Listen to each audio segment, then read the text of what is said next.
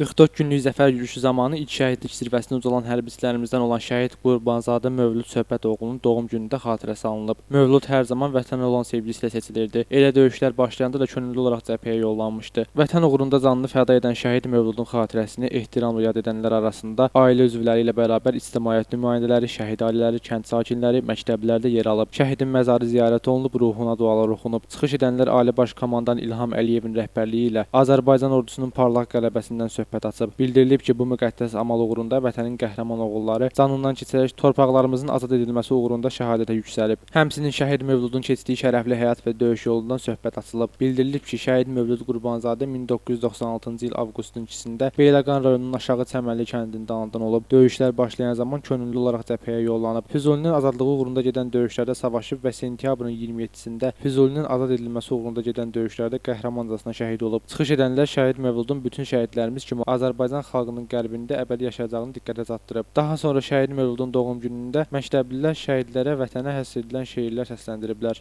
Mən övladımdan fəxr eləyirəm, qürur duyuram ki, mənim oğlum ailəsini yox, vətəni seçdi, torpağı seçdi. Yəni başqa bir sənət dalıcına gedə bilərdi, başqa bir peşədə seçə bilərdi. Çox qoçaq, çox bacarıqlı uşaq idi, amma torpağı seçdi.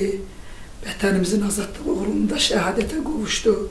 Mən cəmi şəhidlərimizdən fəxr eləyirəm, qürur duyuram. Mövludun doğrudan da keçmişə nəzər salsaq, Mövlud əvvəldən qəhrəman, cəsur olub.